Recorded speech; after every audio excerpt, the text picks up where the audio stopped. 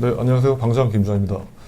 요새 자주 뵙게 되는데 법인을 이제 주주 구성을 해서 설립한 다음에 부동산을 취득했어요. 네네. 그럼 그 이후에 이제 운영을 하다가 중간에 생길 수 있는 문제, 네네.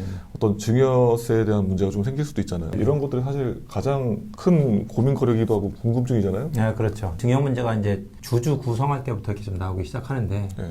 보통 이제 아버지가 대부분 재력이 있기 때문에 아버지 자금으로 이제 자본금을 다 구성을 하고 네네. 그러면 이제 뭐 아버지 30%, 어머니 30%, 큰아들 20%, 둘째 아들 20%씩 이렇게 해서 3, 3, 6, 2, 2 이렇게 해서 네. 지분을 만든다고 쳤을 때 그러면 어머니 지분이라든가 애들 지분은 다 아버지가 증여하는 셈이 되는 거니까 그때 이제 증여세 신고를 주주명부를 만들면서 이제 들어가면 됩니다. 그래서 특히 이제 자녀들 지분에 대해서 너무 이제 비과세 금액으로 한정시킬 필요는 없고 예를 들어서 이제 20% 지분이라고 하면 뭐 4천만 원인데 네. 성년 자녀 같은 경우는 뭐 비과세 금액이 10년에 5천까지니까 네. 증여세 신고서만 한 장 제출하면 문제될 건 없고 또 이제 뭐 자본금이 더 늘어날 경우에도 사실은 이제 뭐 비과세 한도 금액보다 조금 뭐 계산해 봤더니 이제 20% 금액이 6천만 원이더라.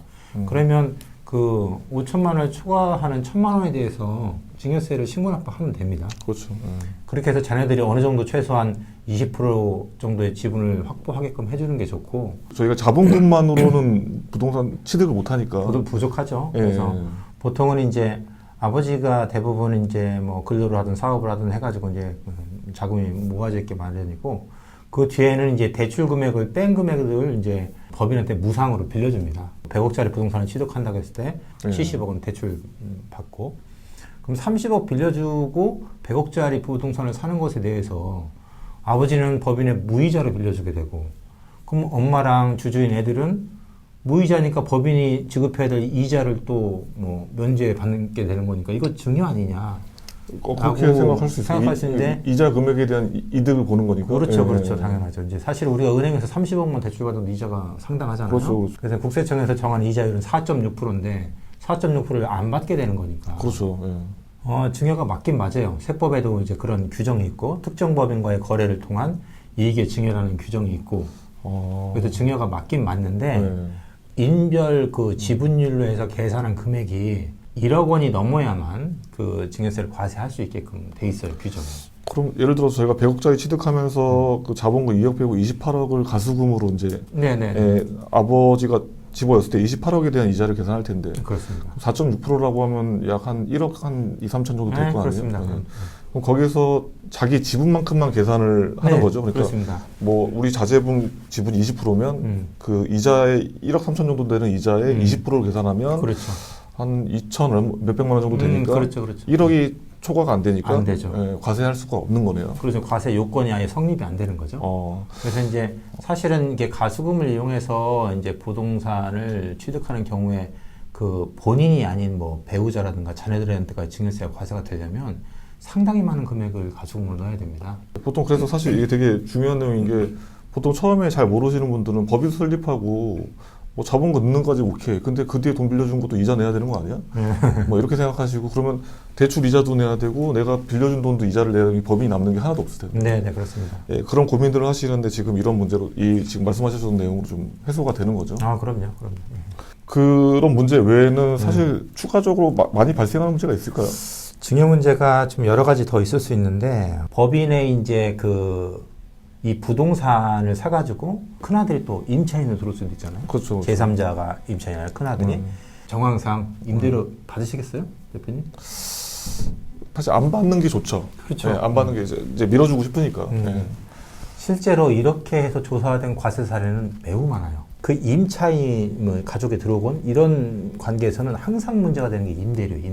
그렇죠, 임대료. 이런 임대료 세무조사는 옛날부터 지속적으로 있어 왔고 실제로 세금이 많이 과세됩니다. 왜냐면 저도 이제 애들 있지만 저희 애들이 이제 사업한다고 하면 저라도 임대료를 안 받고 싶겠어요, 그죠? 그렇죠. 부담을 덜 해줘야지 또 잘 될 수 있으니까. 당연히 부모의 마음인데 임차인이 들어왔는데 뭐 5층 건물에 뭐 2층 상가 2층에 들어왔다. 근데 1층하고 뭐 3, 4, 5층은 어느 정도 시세에 맞게 받고 큰아들은 또 좀 받아. 그럴 수 있잖아요. 그럼 그것도 부당의 계산 부인에 의해서 이제 당연히 이제 세금을 더 내야 되는, 부가세 내고 법인세 내고 뭐 이렇게 되는 상황이 될 수 있죠. 그리고 또 더 이런 경우는 더 문제가 뭐냐면 큰아들은 또 그 임대료를 싸게 준 만큼 자기는 이익을 받잖아요. 맞아요. 이건 또 증여로 과세가 돼요. 법인세, 네. 부가세, 증여세. 그리고 이제 뭐 임차인으로 들어왔을 때도 세법에서 정한 규정만큼만 싸게 하면 돼요. 근데 사실 그게 너무 룸이 작은 거라서 5%예요, 5%. 그래서 이제 딴 데 100% 받고 있으면 95%까지는 봐줄게. 이래서 사실은 짜네요. 짭니다. 네.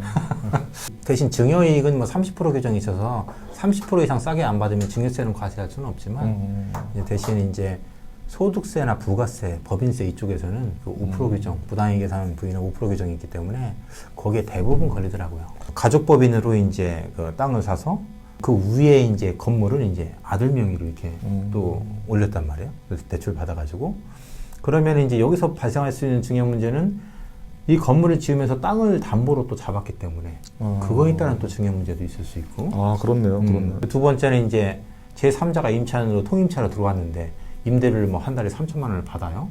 받으면 이게 저기 우리 가족법인한테는 얼마나 줄 거냐, 땅값으로. 지료로 얼마나 줄 거냐.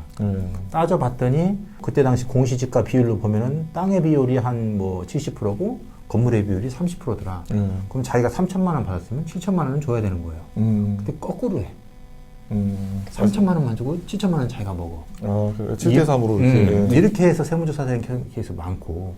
그러면 국세청에서는 어떻게 과세를 하냐면 땅을 소유한 가족법인이 70%를 소유하고 있는데 마땅히 70%를 받아야 되지만 30%를 안 받은 것에 대해서 70%를 받은 걸로 보고 부가세, 소득세, 법인세를 때려버려요. 이런 경우도 봤어요. 이제 뭐 큰아들이 이제 요거 좀 엑시트하고 좀 다른 일을 좀 하고 싶어. 이 법인한테 파는 거예요. 이 법인한테. 그럴 수 있어요. 그러면 그 매매 거래에 대해서 이게 과연 시가냐 아니냐, 저가냐 고가냐 이런 문제가 생길 수 있고 비교 대상이 없단 말이에요. 그러니까 아파트 같은 경우는 만약에 뭐 주변에 매매 사례가 충분히 있잖아요. 근데 이 개별 물건은 없어요. 최근에 문제가 되고 있는 게 뭐냐면 아마 뉴스에서도 보셨겠지만 최근에 이제 국세청장이 새로 부임을 하면서 상속증여에 대해서 이제 감정평가를 실시해가지고 상속증여를 과세를 하겠다. 국비에 해당되는 그 감정평가 예산 소요액을 매년 2배 이상 올리겠다. 내년에 실제로 예산이 상당 부분 높아졌어요. 기준시가로 상속증여 신고하면 나중에 세무서에서 검토할 때 이거 여기 시세는 이거보다 2배 이상 비싼 것 같은데 왜 기준시가로 상속증여를 신고했어 해가지고 국비로 감정평가를 사후에 받아서 그 금액도 과세할 수 있게 되고 매매거래도 당연히 감정평가가 개입될 여지가 충분히 있어요. 상속증여만큼. 이번에 이제 그 국정감사를 받으면서 이제 국회의원들이 국세청장 새로 취임한 강민수청장한테 질의를 하면서 이거 뭐 기준시가로 신고하는 거하고 뭐 감정평가 금액하고 너무 차이가 난다. 이건 뭐 이게 너무 과세 형평에 문제가 있는 거 아니냐. 막 이렇게 질타를 하다 보니까 그게 약간 이제 감정평가법인한테 약간 불똥이 튄 부분이 있어서 이제 감정평가서를 납세자가 이제 제출을 했어요. 근데 국세청에서 보기에 우리가 보기엔 이거 감정평가를 너무 낮게 한 거 아니야?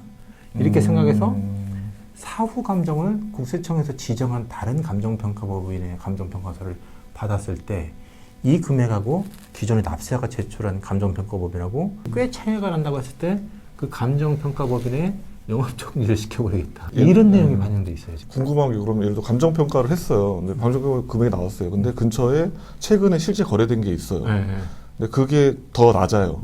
그러면 감정평가 금액으로 신고를 해야 돼요? 아니면 이걸로 해요?